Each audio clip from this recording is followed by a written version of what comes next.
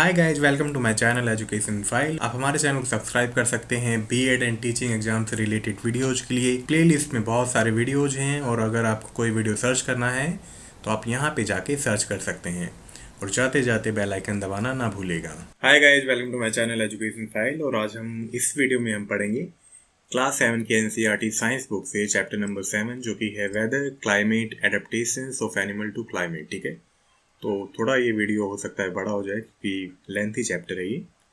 तो ज़्यादा time waste ना करते हुए स्टार्ट करते हैं। और प्लीज़ यार वीडियो लाइक करा करो, कमेंट किया करो जो भी कमी रह गई हो, और जो भी आपके सजेशंस हो, एडवाइस हो, फीडबैक हो, यू आर मोस्ट वेलकम। ठीक है, क्योंकि feedback are for betterment of any individual. चलो, तो वेदर क्या होता है? वेदर को हम डिफाइन कर सकते हैं as a short term change with respect to temperature, rainfall, humidity, wind speed, atmospheric pressure और भी बहुत सारी चीज़ें होती हैं जो कि डिफाइन करती हैं वेदर को। और वेदर क्या है? शॉर्ट टर्म चेंज है इन सभी चीज़ों में। ठीक है, तो कई बार क्या होता है, बारिश होती है, कई बार धूप निकली होती है और कई बार तूफान आता है। तो ये सभी क्या है?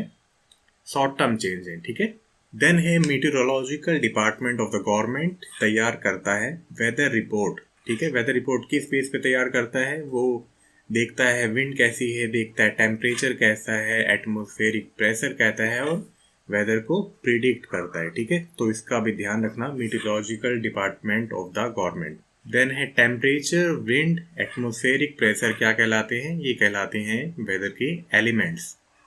क्लियर है? जो भी टर्म्स हैं प्लीज इनको याद रखते जाना। चलो, देन है रेनफॉल। तो रेनफॉल मेजर करने के लिए एक डिवाइस होती है जिसको कहते हैं रेन गोज। तो इससे क्वेश्चंस आए हैं प्रीवियस पेपर्स में। ठीक है, और बेसिकली हम कैसे मेजर करते हैं? इन मिलीमीटर्स या इन इंचेस मेजर करते हैं। रेन गोज को और क्या कहते हैं? प्लूवीमीटर कहते हैं, ओडोमीटर कहते हैं, ओम्ब्रोमीटर कहते हैं। ठीक है, बेसिकली होता क्या है, जब बादल होते हैं, बारिश होती है तो क्या होता है? ऑफ कोर्स रेन होती है, पानी आता है, पानी टेस्ट ट्यूब में चला जाता है। ठीक है, और टेस्ट ट्यूब भर जाती है। अब इसको कैलकुलेट कैसे करती हैं? देखो, सपोज इसका एरिया है 1 सेंटीमीटर का और 1 सेंटीमीटर एरिया वाले इस टेस्ट ट्यूब में सपोज करो 2 घंटे में इतनी बारिश हुई है, 1 इंच लगा लो।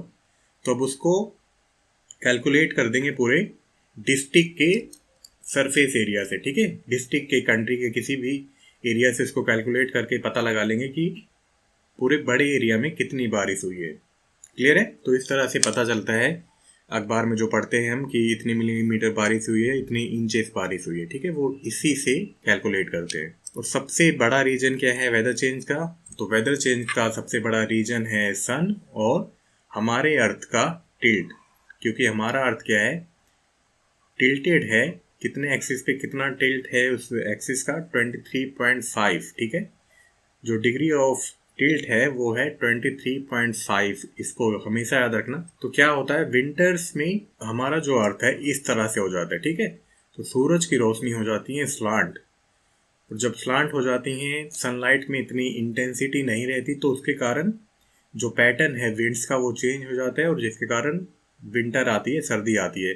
गर्मियों में क्या होता है, अर्थ पूरा ऐसे है और सनलाइट बिल्कुल डायरेक्ट आ रही है। ठीक है, और जब किसी पे बिल्कुल डायरेक्ट सनलाइट आएगी तो वो हिस्सा गर्म हो जाएगा और उसके कारण क्या है, विंड्स की डायरेक्शंस चेंज हो जाती हैं। ठीक है, और इसी के कारण क्या है, सीजनल चेंजेस आते हैं। क्लियर है? आई होप समझ गए होगे आप। नहीं तो अगला चैप्टर भी उसी से रिलेटेड है, विंड्स साइक्लोन से, तो उसमें और क्लियर हो जाएगा कि किस तरह से विंड चलती हैं। चलो, देन है क्लाइमेट। क्लाइमेट क्या है? जलवायु हिंदी में कहते हैं। तो बेसिकली क्लाइमेट होता है long term change with respect to temperature, wind, rainfall etcetera. ठीक है, कि इन एलिमेंट्स में लॉन्ग टर्म में चेंज आ जाए, और इनको कहते हैं क्लाइमेट, या किसी पर्टिकुलर रीजन की जलवायु कैसी है।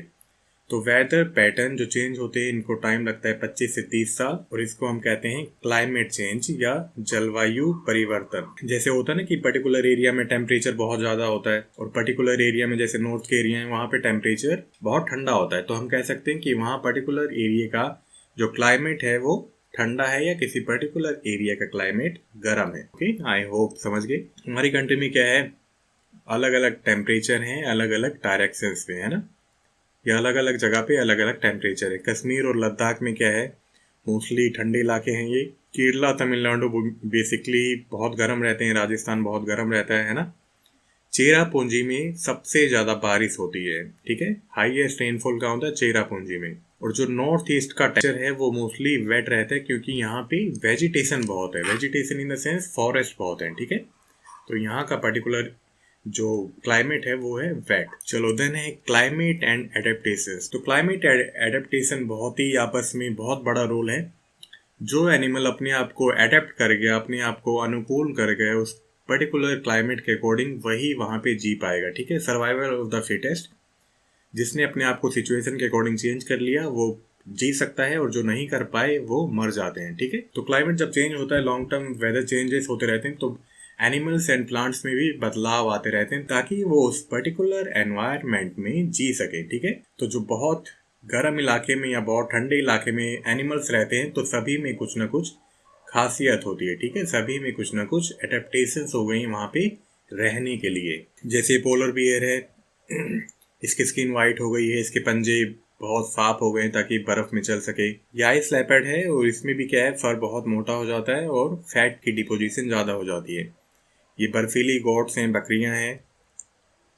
और जो ठंडे इलाके में प्लांट्स होते हैं उसमें भी क्या है, उनकी जो पत्तियां होती हैं वो पाइन की तरह होती है, मतलब नीडल की तरह होती हैं, ताकि उन पे जब बर्फ गिरे तो आसानी से वो नीचे चली जाए, ठीक है।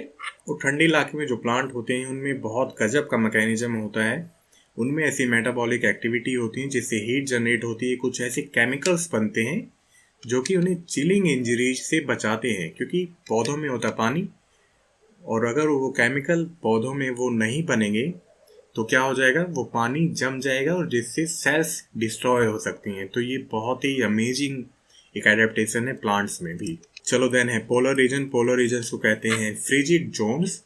पोलर रीजन बेसिकली क्या होते हैं, पोल्स पे होते हैं, ठीक है। ये है आर्टिक रीजन और ये है अंटार्कटिक रीजन। तो यहाँ पे तो बेसिकली सी होता है अंटार्कटिक पे, और यहाँ पे थोड़े लैंड एरिया है, ठीक है। तो कौन कौन से एरिया है यहाँ पे, Canada, Iceland, Greenland, Sweden, Norway, Finland, Siberian region जो कि रसिया का है, और अलास्का है यूएस का रीजन, ठीक है। तो ये सभी क्या है, पोलर रीजन्स हैं। पोलर रीजन पे बेसिकली स्नो होती है, और मोस्ट ऑफ द ईयर क्या है, बहुत ही ज़्यादा ठंडे होते हैं। यहाँ पे क्या है, 6 महीने दिन होता है, 6 महीने रात होती है, वो टिल्ट के कारण है ना। अर्थ थोड़ा टिल्टेड है तो सूरज की रोशनी वहाँ पे आती ही नहीं है। और टेम्परेचर हो सकता है -37 डिग्री तक। और रसिया के कुछ रीजन हैं जहाँ पे टेम्परेचर होता है -50 से लेके -70 तक भी। लेकिन हमें एनसीईआरटी के अकॉर्डिंग चलना है, जो भी उसमें चीज़ें दी गई हैं। चलो, तो पोलर रीजन में कुछ एनिमल्स रहते हैं, तो इनकी हमें कैरेक्टरिस्टिक भी पढ़नी है, क्योंकि ये एग्जाम में पूछी जाती हैं, ठीक है। तो पोलर बियर में क्या है, वाइट फर होता है। वाइट फर काम करता है कैमोफ्लाज का, मतलब छलिया वर्ण की स्थिति पैदा करता है, और ये अपने बैकग्राउंड में छिप जाता है, बर्फ में ये दिखता ही नहीं है, ठीक है। इसमें फर की 2 लेयर होती हैं, और इसकी जो अंदर की स्किन है उसमें फैट की लेयर होती है, और जो कि इसको बचाती है कोल्ड से, ठीक है। इसके जो पंजे होते हैं वो बहुत ही ज़्यादा शार्प होते हैं, ताकि जब वो बर्फ़ में चले तो आसानी से उसको होल्ड कर सकें, ठीक है। और ये पानी में भी बहुत अच्छा स्विमर है। इसकी जो सेंस ऑफ स्मेल है बहुत ही ज़्यादा अच्छी, बहुत ही ज़्यादा स्ट्रॉन्ग है। ये कई किलोमीटर से पहचान सकता है कि कहाँ पे ब्लड है, या कहाँ पे प्रे है, या कहाँ पे मछली है, ठीक है। तो ये एडेप्टेशंस हुई हैं इन जानवरों में। देन ये नेक्स्ट बहुत ही प्यारी बर्ड होती है, लेकिन उड़ नहीं सकती है। तो इसका भी फर्क क्या है, वाइट कैमोफ्लाज का काम करता है, क्योंकि इसे भी शिकारियों से बचना है, प्रेडेटर से बचना है। इसमें भी जो इसकी स्किन है वो बहुत ज़्यादा थिक होती है, और इसमें भी फैट की लेयर होती है। ये बहुत ही अच्छे स्विमर होते हैं। इनकी बॉडी होती है स्ट्रीमलाइन। स्ट्रीमलाइन बॉडी वो होती है जो कि दोनों तरफ से टैपर्ड हो, मतलब दोनों तरफ से थिन हो, ताकि जब पानी में ये स्विम करें तो पानी आसानी से चला जाए, ठीक है। और इनके पंजे देख सकते हो आप, इनके क्लो देख सकते हो, ये वेब्ड हैं, ठीक है। वेब पंजे हेल्प करते हैं इसको चलने के लिए भी और स्विम करने के लिए भी। ये याद रखना, क्योंकि इससे क्वेश्चन आते हैं। चलो, अदर्स एनिमल कौन कौन से हैं, तो मछलियाँ होती हैं जो कि पर्टिकुलर बर्फीले इलाके में होती हैं। सालमन, ये भी ठंडे इलाके में होती है। आइस बफेलो ठंडे इलाके में होता है, वही एडेप्टेशन, फर अच्छा होता है, फैट लेयर बहुत अच्छी होती है इनमें। रेंडियर, ये क्या है, आर्टिक फॉक्स है, लोमड़ी है जो कि वहीं रहती है। और आर्टिक डॉल्फिन में भी क्या है, इनमें भी फैट की बहुत ही ज़्यादा लेयर होती है, ठीक है। चलो, देन है अब क्या होता है ना, मछलियाँ तो पानी में रह सकती हैं अगर टेम्परेचर कम भी हो जाए, लेकिन बर्ड्स हैं वार्म ब्लडेड एनिमल, ठीक है, तो इनको ढूंढनी पड़ती है कोई गर्म जगह। तो ये माइग्रेट कर जाते हैं, माइग्रेट करके ये आ जाते हैं गर्म इलाके में। तो साइबेरियन क्रेन है ये। साइबेरियन क्रेन कहाँ से आती है? साइबेरिया से आती है, भरतपुर में, राजस्थान में जो है, और सुल्तानपुर है गुड़गांव के पास, मतलब गुरुग्राम के पास, जो कि है हरियाणा में, ठीक है। इनको याद रखना, एनसीईआरटी में है ये सब कुछ। फ्लेमिंगो आती है बेसिकली चिल्का लेक में, ठीक है, चिल्का लेक है उड़ीसा में या ओडिशा में। क्लियर है? चलो देन है क्लाइमेटिक जोन। ये एनसीईआरटी में नहीं है, मैं बता देता हूँ ताकि आपको समझने में थोड़ी आसानी हो जाए। देखो ये है नॉर्थ पोल, ये है साउथ पोल, ये होता है इक्वेटर जो कि अर्थ को डिवाइड करता है दो हाफ में, मतलब नॉट रियल, ये एक इमेजिनरी लाइन है, कभी रियल में सोचो, ठीक है। तो ये है ट्रॉपिक ऑफ कैंसर, ये है ट्रॉपिक ऑफ कैप्रिकॉर्न। अब इससे रिलेटेड टर्म याद रखना, ट्रॉपिकल रीजन्स कौन से होते हैं? 0 डिग्री से लेके 20 डिग्री तक, ठीक है।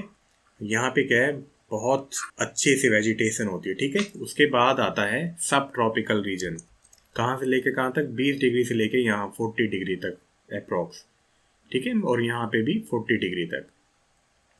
देन आता है टेम्परेट रीजन। टेम्परेट रीजन क्या है? 40 से 60 डिग्री तक, तो यहाँ तक देख सकते हो आप, आई थिंक। और क्या है then Arctic and Antarctic region क्या होते हैं? 60 से लेके यहाँ तक, ठीक है। क्लियर है? आई होप समझ गए होगे। अगर आपको स्क्रीनशॉट लेना है तो ले सकते हो आप लोग। इनको कहते हैं क्लाइमेटिक जोन। चलो नेक्स्ट पढ़ते हैं ट्रॉपिकल रेन फॉरेस्ट। तो जैसे हमने पढ़ा ट्रॉपिक्स कहाँ तक होता है? 0 से 20 डिग्री लैटिट्यूड तक। तो यहाँ पे सूरज की रोशनी बहुत अच्छी आती है और यहाँ पे सबसे ज़्यादा वेजिटेशन होता है और सबसे ज़्यादा जो कन्वर्जन है CO2 एंड ऑक्सीजन का यहीं पे होता है, क्योंकि मतलब ओशियन के बाद, क्योंकि यहाँ पे पेड़ बहुत हैं, फॉरेस्ट बहुत हैं। और क्यों है? क्योंकि यहाँ पे पूरे साल अच्छे से सनलाइट आती है, ठीक है ना। मतलब कुछ भी टिल्ट हो जाए, इसकी पोजीशन ऐसी है कि यहाँ पे प्रॉपर सनलाइट आती है। तो ट्रॉपिकल रेन फॉरेस्ट कहाँ पे हैं? ये हैं ब्राज़ील में, इंडिया में, मलेशिया में, इंडोनेशिया में, केन्या में, रिपब्लिक ऑफ कॉन्गो में, नाइजीरिया में एंड उगांडा में, ठीक है। यहाँ पे फॉरेस्ट बहुत हैं और अच्छे से पूरी वेजिटेशन होती है, अच्छे से पेड़ उगते हैं, ठीक है। चलो देन और पढ़ते हैं ट्रॉपिकल रेन फॉरेस्ट के बारे में। तो यहाँ पे क्या है, विंटर्स में भी टेम्परेचर जो है 15 डिग्री से ज़्यादा ही रहता है, ठीक है। और समर्स में क्या है, 40 डिग्री से भी ज़्यादा हो सकता है टेम्परेचर। यहाँ पे क्या है, डेज एंड नाइट इक्वल होती हैं। क्यों? क्योंकि कैसा भी टिल्ट हो जाए, सन हमेशा इसको फेस करेगा, या मतलब अर्थ की ये जो साइड है ये उसको, सन को अच्छे से फेस करेगी, मतलब अच्छे से सनलाइट आती है यहाँ पे। तो ट्रॉपिकल रेन फॉरेस्ट कहाँ है? हमने पढ़ाई वेस्टर्न घाट में, आसाम में है, साउथ ईस्ट एशिया में है, सेंट्रल अफ्रीका में और सेंट्रल अमेरिका में, मतलब जहाँ से भी इक्वेटर पास होता है और जो भी रीजन यहाँ पे आता है 0 से 20 डिग्री लैटिट्यूड पे। और इन रीजन पे क्या है, सबसे ज़्यादा प्लांट्स वैरायटी मिलती है और एनिमल्स की भी स्पीसीज सबसे ज़्यादा मिलती है, क्योंकि यहाँ पे कंडीशंस ऐसी हैं कि वो सपोर्ट करती हैं लाइफ को, और यहाँ पे रेन भी प्रॉपर होती है, ठीक है। चलो रेन फॉरेस्ट में, ट्रॉपिकल रेन फॉरेस्ट में एनिमल कौन कौन से होते हैं? नॉर्मली गोरिल्ला मिलते हैं, मंकीज मिलते हैं, है ना, लॉयन होता है, टाइगर होता है। और इन एनिमल्स में देखोगे जो इनकी स्किन है वो कैसी है, वो ऐसी है ताकि वो जो ग्रासेस हैं उसमें आसानी से छिप सकें या कैमोफ्लाज हो सकें, ठीक है। एलिफेंट होता है ना। स्नेक मिलते हैं, क्योंकि स्नेक कोल्ड ब्लडेड एनिमल है और वो बर्फीले इलाके में जम जाएगा बेचारा। लेपर्ड होता है और हनी बी भी होती है, ठीक है। चलो ट्रॉपिकल रेन फॉरेस्ट के बारे में कुछ और चीज़ें। तो एनिमल्स क्या हैं, यहाँ पे अडेप्ट हो गए हैं ताकि वो यहाँ पे रह सकें। जैसे कि इस फ्रॉग के बारे में बताया गया है एनसीईआरटी में। तो इस फ्रॉग में क्या है, स्टिकी पैड्स होते हैं, ठीक है, पत्तियों से चिपक जाते हैं। देन है ये टोकून बर्ड। टोकून बर्ड भी एनसीईआरटी में दे रखी, तो हमें पढ़ना है। टोकून बर्ड की जो बीक होती है, जो चोंच होती है, बहुत लंबी होती है ताकि वो ब्रांचेस से आसानी से फ्रूट खा सके, ठीक है। और मंकी क्या होते हैं, मंकी ऐसे होते हैं जिनकी पूंछ बहुत लंबी होती है ताकि वो ब्रांचेस से लटक सके। ट्रॉपिकल एनिमल होते हैं बहुत ही ज़्यादा सेंसिटिव, उनकी हियरिंग बहुत ही अच्छी होती है, आईसाइट बहुत अच्छी होती है, स्किन थिक होती है और उनमें कलर ऐसे होते हैं ताकि वो जंगल में आसानी से छिप सकें, ठीक है। क्लियर है? ये एग्जाम्पल्स याद रखना क्योंकि बुक में है। टोकून बर्ड और स्टिकी पैड्स किस में होंगे, कौन से ऑर्गेनिज्म में होंगे, ठीक है। चलो देन है लास्ट, ये इंडियन एलिफेंट के बारे में दे रखा है। तो इंडियन एलिफेंट के बारे में क्या दे रखा है, इनमें ट्रंक होती है, सूंड काम करती है इनकी नाक की तरह, इनकी जो सेंस ऑफ स्मेल है बहुत ही ज़्यादा अच्छी होती है और ये हेल्प करती है किसी भी चीज़ को उठाने के लिए और खाने के लिए, ठीक है। टस्क होते हैं, टस्क किसको कहते हैं, इनके जो दांत होते हैं ना, दिखावटी दांत, उनको कहते हैं टस्क। टस्क काम आते हैं पेड़ की छाल तोड़ने में ताकि वो उनको छोटा करके आसानी से खा सकें। लार्ज ईयर होते हैं और इनका काम क्या है, ये किसी भी सेंसिटिव साउंड को भी बहुत अच्छे से सुन सकते हैं, ठीक है। और गर्मियों में ये इसको एज ए फैन यूज करते हैं। तो इस वीडियो में इतना ही था। आई होप ये वीडियो अच्छा लगा हो। I have tried to make it easy with the help of images and pictures, ठीक है। तो अगर ये वीडियो आपको अच्छा लगा हो, आप लाइक कर सकते हो, चैनल को सब्सक्राइब कर सकते हो और फ्यूचर नोटिफिकेशन भी दबा सकते हो बेल आइकन। मिलते हैं नेक्स्ट वीडियो में। Till then bye bye, take care.